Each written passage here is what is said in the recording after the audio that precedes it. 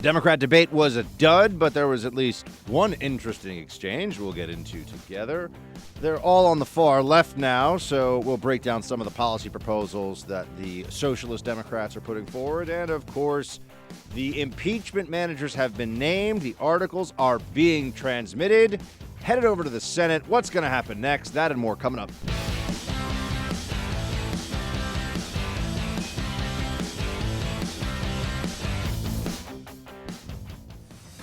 Welcome to the Buck Sexton Show, everybody. Because I am a devoted host, because I believe so strongly in spending many, many hours of my time to distill the most important information, analysis, and thoughts, because I know all of you are quite busy with your lives doing things other than hosting radio shows, I try to make the best use of your time. And this day will be no exception to that, as I can tell you, having sat through the Democrat debate last night, there is very little of substance to get into. I'm going to save you 2 hours of time right now, in case you haven't watched it or are thinking about it. The Democrats want to take more of your money and freedom away to give stuff inefficiently to other people who did not earn it through coercion by a government that cannot afford it. That's the Democrat debate. Save you 2 hours. You're welcome. Team Buck. That's what I'm here for. Help you out. Be a good guy like that. It was quite a mess up there last night. And I'm sorry, but I can't help but get a little bit of a chuckle out of the Democrats who have created this wokeness culture, cancel culture, hyper political correctness that no one can even really define, that changes day to day, and the obsession with diversity that pushes so much of it. That is such a central part of political correctness. And you had a whole bunch of old white Democrats on stage last night. Yes, I know Mayor Pete was there. He's not old, but the rest of them, it was quite a boring crew. And also we have seen that Tom Steyer is perhaps the world's first billionaire who seems only able to afford one tie. You see this, producer Mark? This guy was wearing... He likes this tartan plaid tie. You know, that's the only thing that is going to apparently get it done for him. He wears the same tie at every debate. Maybe that's his style. Maybe that's like his signature, his thing. Yeah. Huh? Yeah, fair enough. But I feel like he could afford. Does he have many of the same tie, though? That's what. Sometimes people see me wearing like a blue shirt or a white shirt more than once on TV, and I want to tell them, I know I'm not making like the super big bucks, but the buck can afford more than one shirt in the same color. So you're not just wearing the same I'm not shirt just wearing over the and same over blue again? or white shirt every time I go on TV. Well, you know, we'll have to I just like the inquire. classics. I like the classic. I'll get Tom Steyer on, and we'll ask him about his ties, okay? Yeah, some of you may be saying, wait a second, Buck, this isn't a show that I go to where I want to hear banter about fashion choices. I'm just trying to tell you that's probably the most interesting thing from the debate last night, okay? There's like nothing that is worth your time. You've heard much of it before. The only part that was interesting, and we set this up. Yesterday, our show was called Comrade Warren versus Comrade Biden. And by the way, if you ever want to, you should send us. If you send us a great show title, we do reserve the right to borrow it and name one of our shows after the title you give us for something. So if you have some really clever impeachment title that you want to share, because we're going to be talking about impeachment a lot of the days ahead, please, by all means, do let us know what that would be. We love relying on the genius of Team Buck to make our show look better than it otherwise would. So, okay, what's the most interesting thing from last night? I really do. I want to move on to some other things, to talk maybe a bit about the economy, about the General Flynn situation. Looks like he's trying to formally withdraw his plea. And, you know, there's a lot more going on here that we need to dig into than just the socialist Democrats. And I really want this to be a change in the way we talk about the Democratic Party. They're a socialist party now. They can say they're not socialist, but they are. And I don't think we should allow them to define language. One of my big problems with the way that American political discourse functions is that those on the right, conservatives, we often cede so much ground in the way we talk about things. And it might seem small to you. In the earliest days of the Buck Sexton Show, I used to say that liberals are not, in fact, in any way liberal or centered or focused on protecting liberty. They are, in fact, statists. They are authoritarians. They are, in many cases, aspiring totalitarians. And so why would we give them a name that is really the opposite of what they are? It then reminds me of the doomsday cult, the reasonableists from the show Parks and Rec. If you call yourselves the reasonableists, well, then how can you be crazy? If you call yourselves liberals, then how could you be authoritarians? How could you be fascists? Right? That's part of the game they play. And then also the blue and red, the colors. I've talked to you before about the history of this. Just comes from TV news. The Republican Party is red because of election night. Democrat-controlled stations, by the way. I mean, stations that were left-wing, deciding, okay, we're going to make the Democrats blue and the Republicans red, when, of course, the Democrats are much closer and always have been to socialists. And the color of socialism is red, and Republicans should be blue. But I won't get too deep into that for right now. What's the most interesting part of last night? I just wanted to say, I'm going to call them socialists, and people will challenge me on this, and that's fine. They're wrong. They've become a socialist party. The degree of socialism we can argue over, but the Democrats are socialists. Okay. Just remember that, because socialism has also able to destroy, no matter how wealthy a country is, no matter how successful it has been relative to others in the region, socialism can destroy it. Can destroy any country. Central planning, government control, coercion by committees can destroy any economy, any free society. Just remember, I'm telling you that now. All right.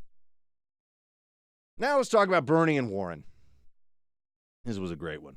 This was fantastic. CNN, which is the worst cable news network in existence, CNN was running this debate last night with the Des Moines Register, and they had to touch on this issue because everyone's been talking about it. Did Bernie Sanders, in fact, say that a woman can't win the presidency? Now, as a matter of fact, meaning that factually speaking, a woman has not been able to win the presidency yet, and there is certainly room for discussion, if we're going to be honest about it, as to whether or not it's an advantage or disadvantage to run as a woman for the presidency. Just, this is the reality of the world we live in. But the allegation here is that in a private conversation, Bernie said this to Elizabeth Warren as they were talking about things really as colleagues. I mean, this was the equivalent of sitting down, having a beer with somebody that you think you're on the same team with, and then you think you're in the trust tree. Bernie thought he was in the trust tree. He's in the nest. I thought it was safe. And it turns out that no, Elizabeth Warren decided to use this against him.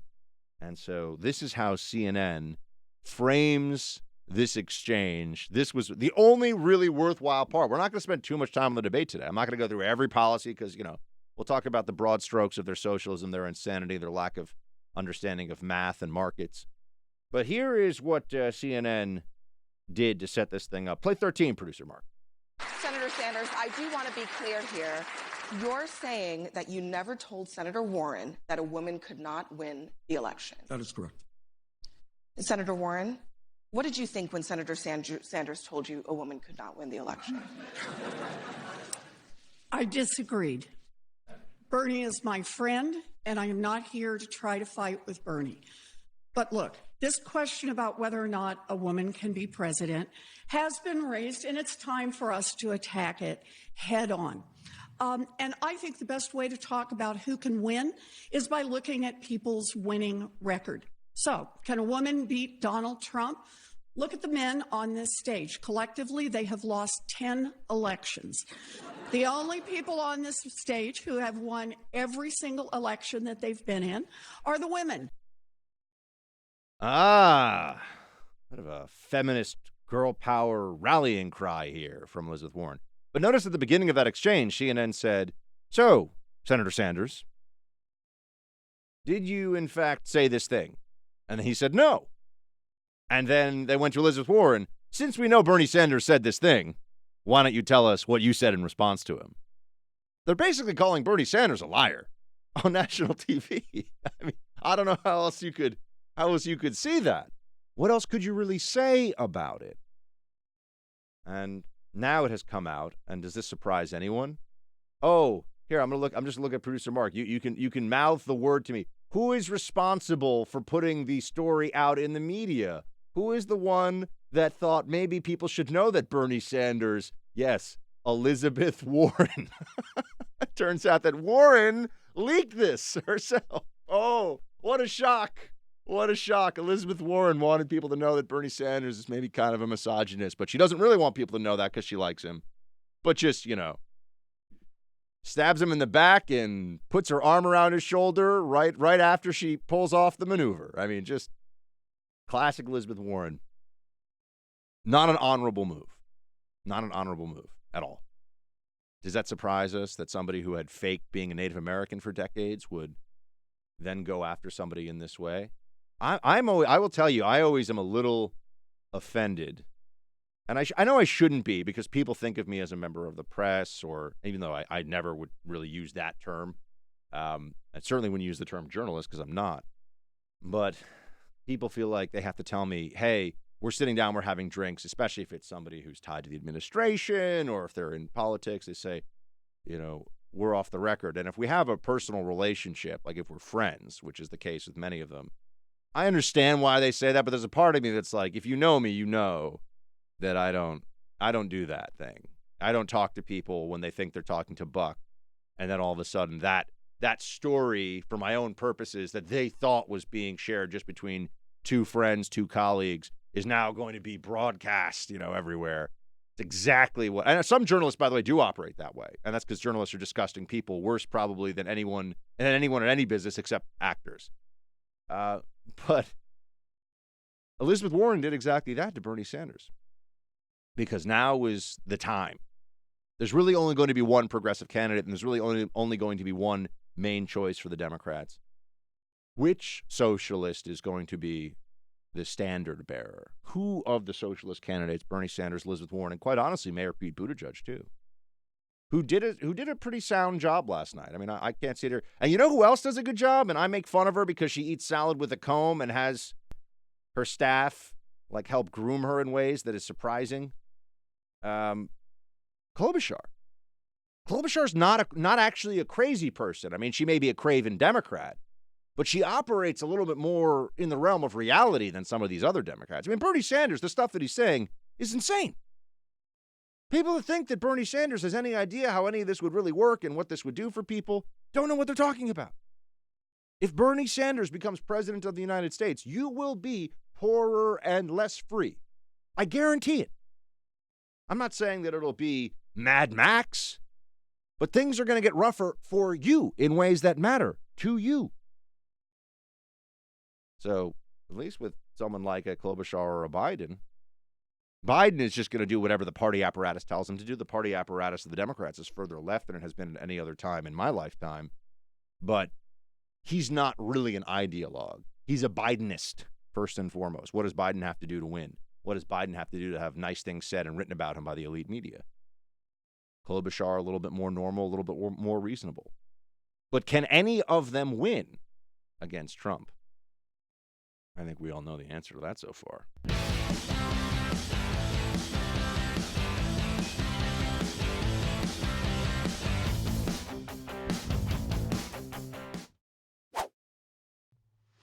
And I want to say that tonight for me was dispiriting. The Democrats got to do better than what we saw tonight. There was nothing I saw tonight that would be able to take Donald Trump out, and I want to see a Democrat in the White House as soon as possible. There was nothing tonight that, if you're looking at this thing, you say any of these people are prepared for what Donald Trump is going to do to us.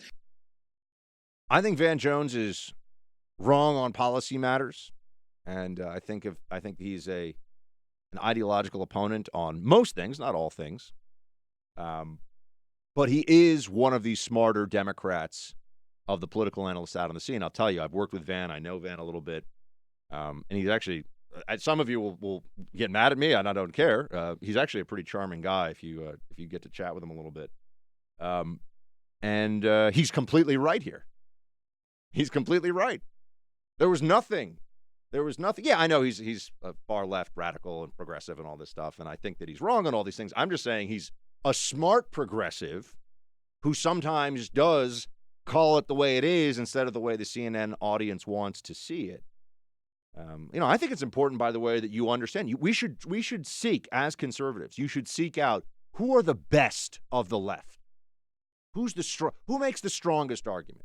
I mean, yeah, I like to sit here and, I talk about like Mazie Hirono is one of the dumbest people I've ever heard. And, Biden is a dumbass. And this is important for us to talk about because these people want to control aspects of our lives and have power over us. And so we should be honest about what's going on. But there are Democrats who are skilled in the use of rhetoric, who understand how to manipulate emotions, who are, in fact, knowledgeable about the areas they talk about. And it's incumbent upon us, and I think there's not enough of this in conservative media, by the way, to deal with the smart leftists, to defeat their arguments, and also to elevate leftists on certain topics and issues when they're correct. There are real far-left journos out there who have been some of the most ardent critics of the whole Russia collusion nonsense.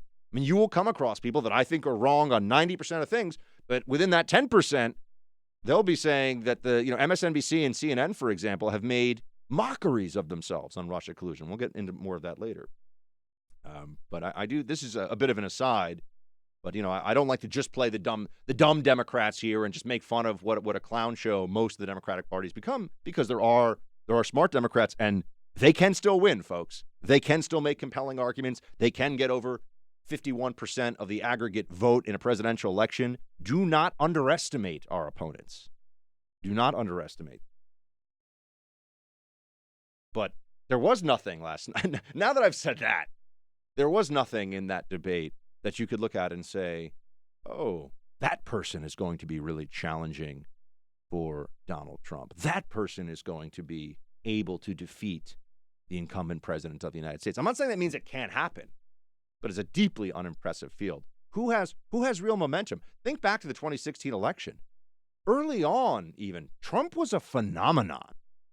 And if we're going to say this, we're going to be objective about this. I know there's so much, I feel like these days, everyone's just, just tell everybody what you think they want to hear. I don't like to do that here. I like to tell you what I think is true, and you tell me the same. That's why some of you, like my impression, some of you don't. That's fine. But Obama was a phenomenon when he was running. Let's just be honest about that. Defeated Hillary and everything. There was a sense that this is a candidate, this is a person who has got something. Which of these Democrats, who among the Democrats, last night on that stage, has really got something? I mean, you'd have to say at this point it might be Bernie, and that's insane. That's absurd.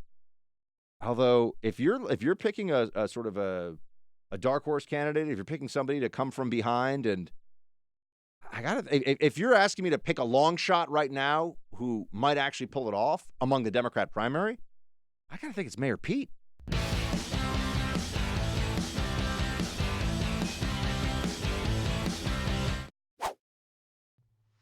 I said 13 years ago it was a mistake to give the president the authority to go to war if, in fact, he couldn't get inspectors into Iraq to stop what thought to be the attempt to get a nuclear weapon. It was a mistake, and I acknowledge that. But the man who also argued against that war, Barack Obama, picked me to be his vice president. And once we were elected president, and vice president, he turned to me and asked me to end that war. I know what it's like to send a son or daughter, like our colleague has gone to war in Afghanistan, my son for a year in Iraq, and that's why I do it very, very reluctantly. That's why I led the effort, as you know, Wolf, against surging tens of thousands of troops into Afghanistan. Biden has a remarkable gift, and his gift is to think that a very long legacy of being on the wrong side of issues and being ineffective in pushing his side is somehow evidence of skill and wisdom.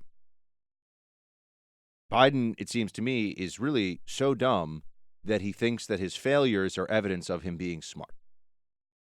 And when he talks about ending the war in Iraq, for example, that the way that was done, the circumstances under which that happened with the Obama administration did lead, directly to the rise of the Islamic State, which, keep in mind, really was a Syrian entity that then swooped into Iraq, went through Mosul, and then we had that situation where you had the U.S. have to launch airstrikes to prevent a continued onslaught deep into the Kurdish areas of Iraq by the Islamic State. That was a disaster. a disaster. And Biden points to this like somehow he knows what he's talking about, or he is the wise elder statesman here that will get things done. What does Joe Biden even really stand for? It's not clear to anybody who's being honest. What Joe Biden is just whatever the Democratic Party wants at any point in time. He'll go along with it. Which way is the wind blowing right now, and how does that affect the prospects of Joe Biden?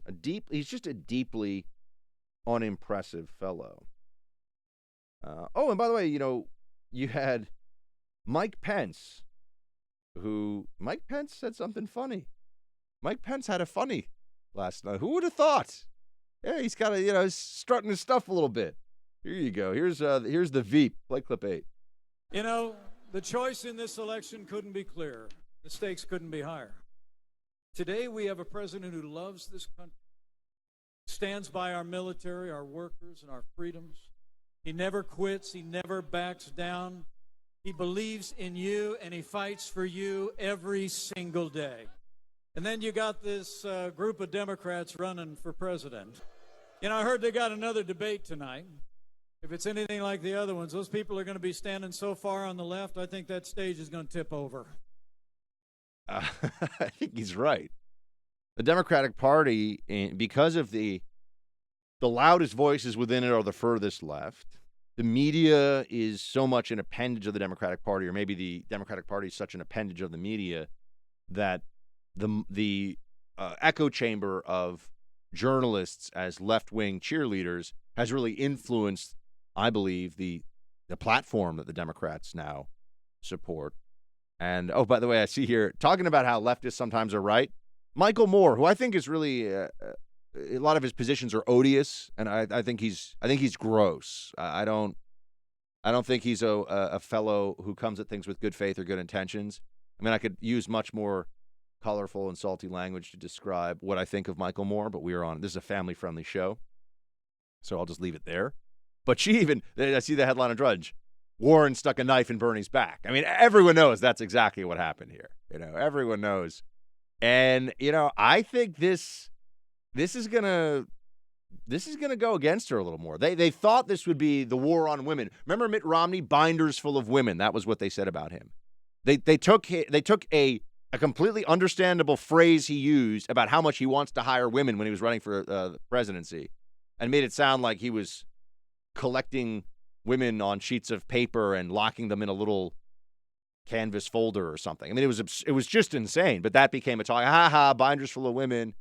It was a talking point that they used, and this whole war on women meme, because Democrats identity politics is so central to them. They believe that a person's gender, skin color, ethnicity, religion is determinative in many ways of what that person's politics should be. So the Democrats do make these judgments and distinctions based upon superficial characteristics. But here we see that Warren thought that she could get the war on that she could create a war on women via Bernie meme, and it did not work out.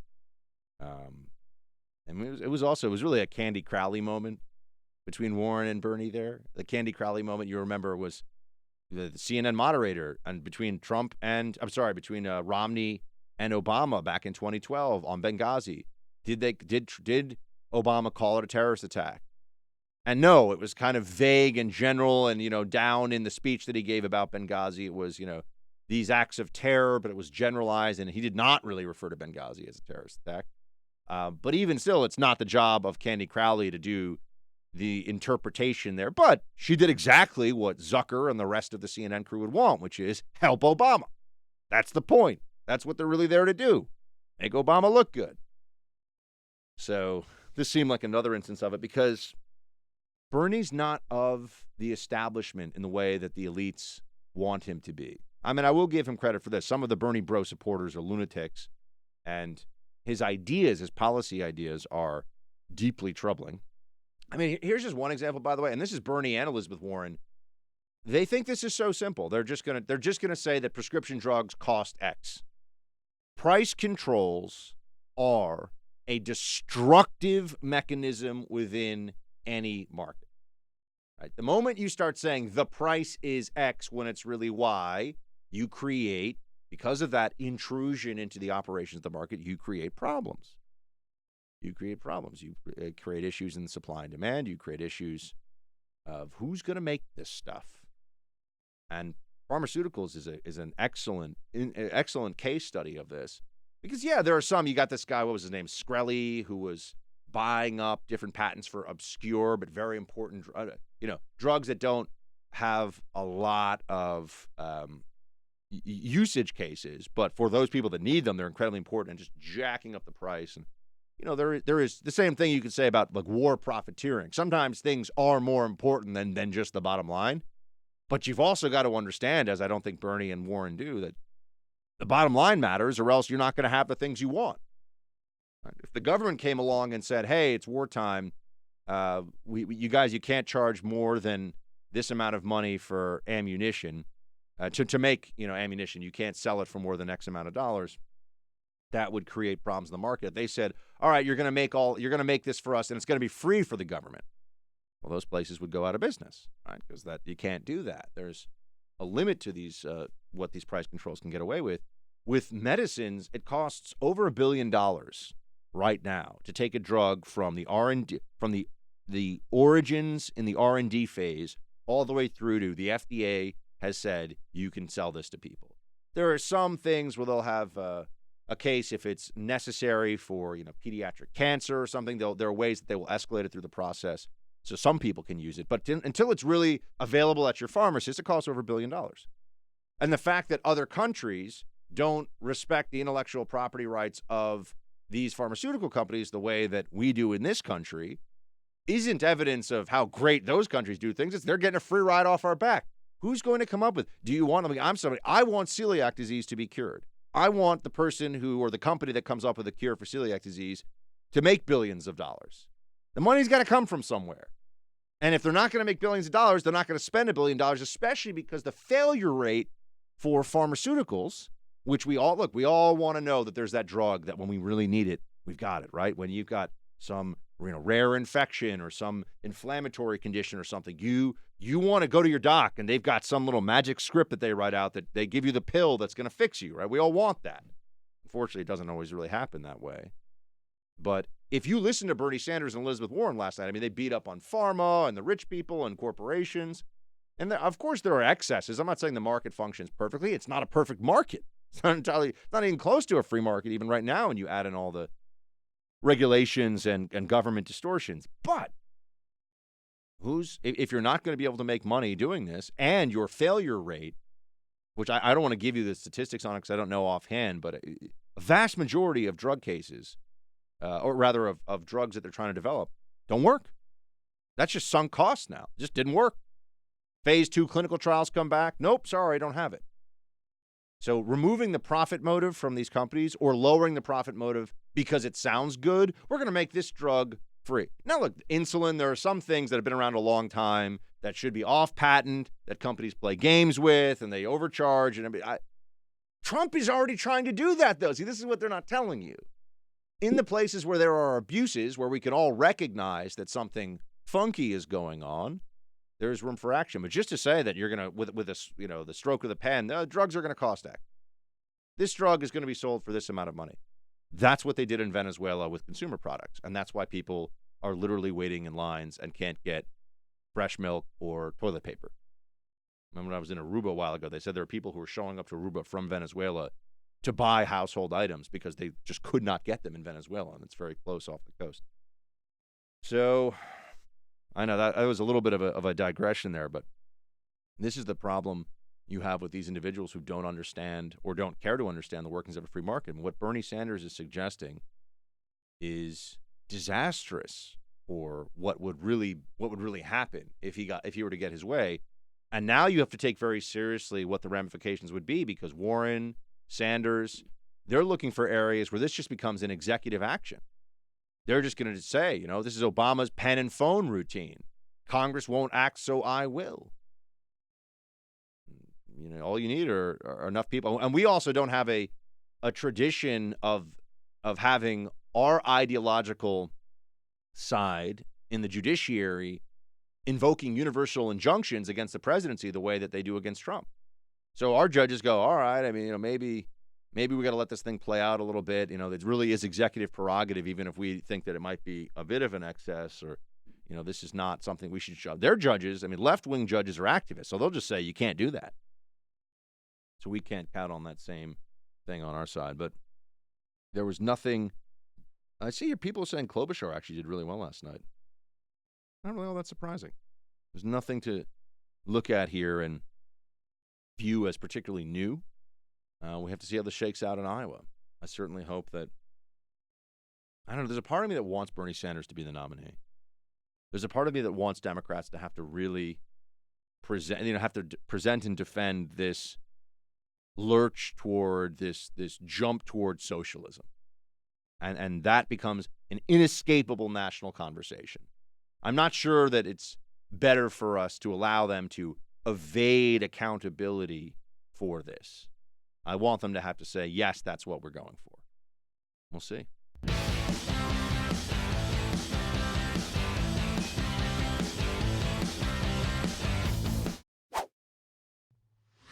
You ever notice with Biden, he's always calling the wrong state? And in your great state of Iowa. It's Iowa, right? No, it's Wisconsin. Oh, I meant Wisconsin. Oh, I didn't know I was in Wisconsin. That's Biden. How many times has he done that? By the way, lots of times he said. It's great to be in the state of Ohio. No, sir, you're in Florida. Trump's right here, man. Biden gets away with a lot. The media just pretends that these are normal mistakes. These are normal mistakes, but they're really not. Biden doesn't have it. Biden is too old for this. Maybe Democrats refuse to accept that reality. Maybe Democrats refuse to deal with the truth of the situation, but and put him forward as their candidate. Guy's too old. He simply doesn't. He simply does not have it. But yeah, Trump had a rally last night. He had some funny lines from it, obviously, as he tends to do.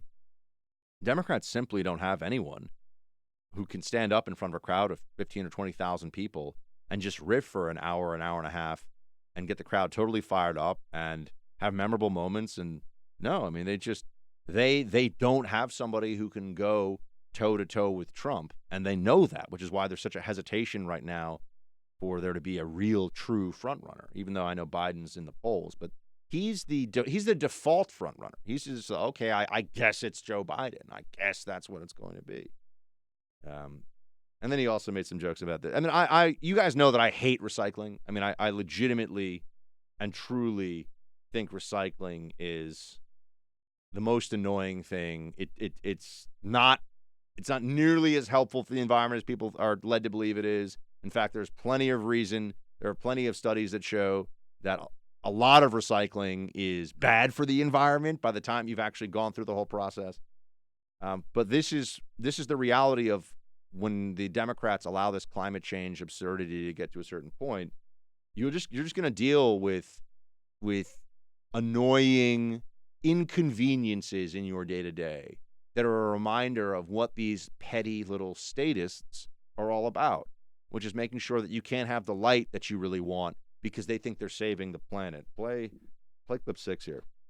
But I'm also approving new dishwashers that give you more water so you can actually wash and rinse your dishes without having to do it 10 times. 4, 5, 6, 7, 8, 9, 10. Anybody have a new dishwasher? I'm sorry for that. It's worthless. They give you so little water. You ever see it? Air comes out. So little water. So what happens? You end up using it 10 times, and the plates, then you take them out and do them the old-fashioned way, right? Just think about what's going on in, say, California, where now you have per-person limitations on water usage in household. In a place that, as a function of its geography and its natural resources, is among the most blessed corners of the entire earth, but they've got idiot liberals running the state and without any opposition of any real kind from Republicans, and things just keep getting worse. It takes a while. If you take over, whether you're talking about a state or a company, really bad leadership will destroy anything. I mean, libs can ruin any city or any state, but it takes a while.